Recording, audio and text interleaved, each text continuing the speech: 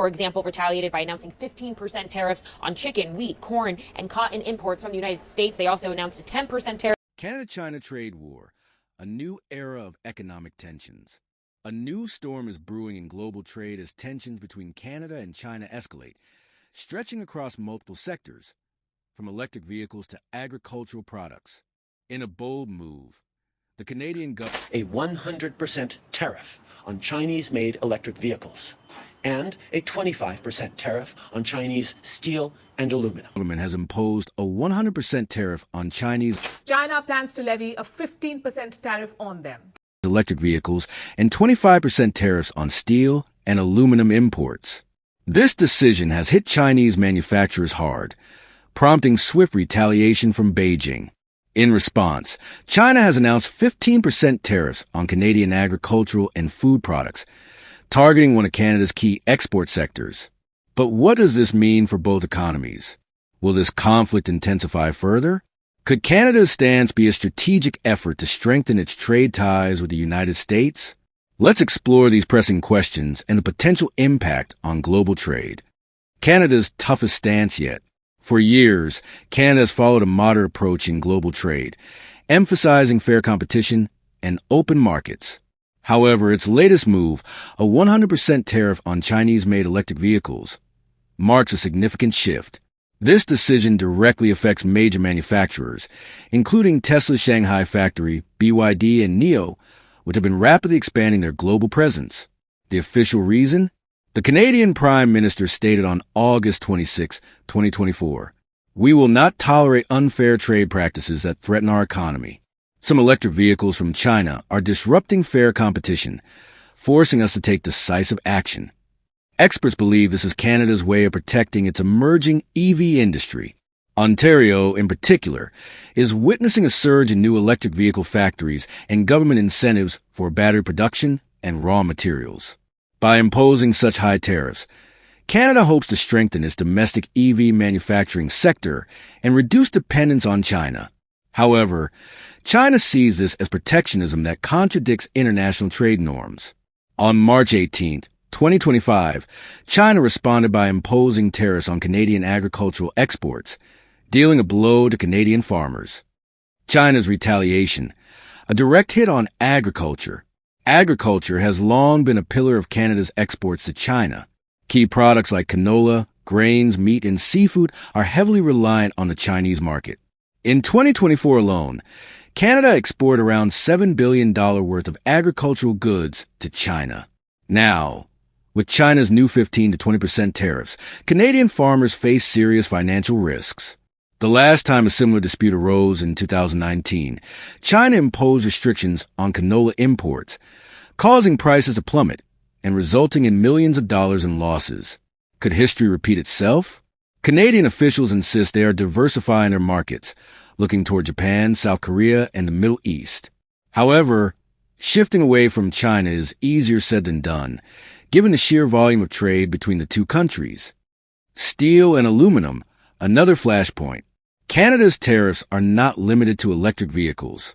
A 25% tariff on Chinese steel and aluminum is also set to disrupt trade. For years, China has been criticized for overproducing steel, leading to lower global prices. Canada's latest move resembles past U.S. actions, particularly those under former President Donald Trump, who imposed similar tariffs, citing national security concerns. This shift suggests that Canada is aligning its trade policies more closely with the U.S., aiming to curb China's dominance in critical industries. However, Canadian businesses that rely on affordable Chinese steel and aluminum may struggle to absorb rising costs. Sectors such as automobile manufacturing, construction, and aviation could see price hikes as a result. Canada's chess move, a hidden strategy?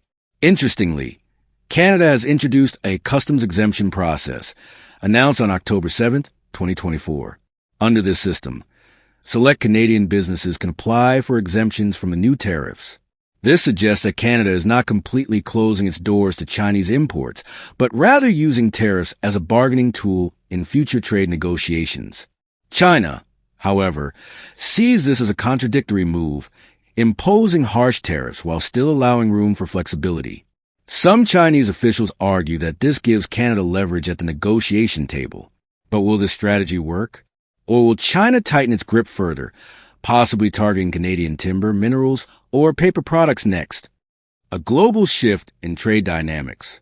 The Canada-China trade conflict is part of a larger global trend. Electric vehicles are at the heart of a geopolitical battle. China has dominated the EV market, exporting hundreds of thousands of electric cars to Europe. Its advanced battery technology and low production costs make its EVs highly competitive. But Western countries, including Canada, the US, and the European Union, are increasingly concerned about dependency on China for green technology. As a result, Canada is investing heavily in domestic lithium mining and battery production. The message is clear. We want to control our own supply chains. This could explain why Canada's real target may not just be EVs, but critical minerals and raw materials.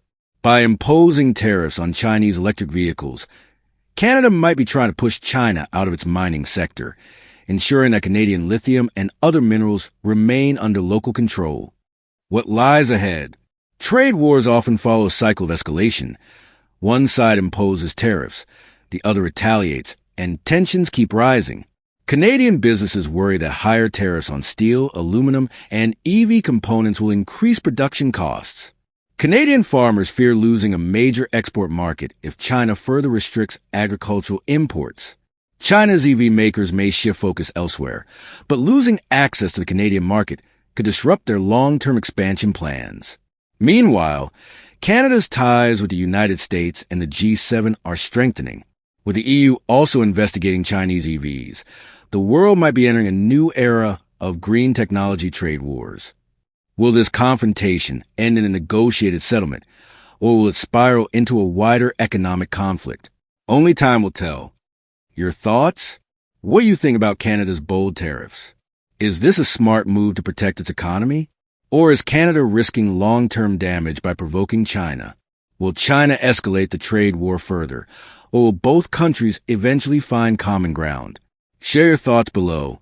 The global economy is changing rapidly, and one unexpected decision can trigger a crisis overnight.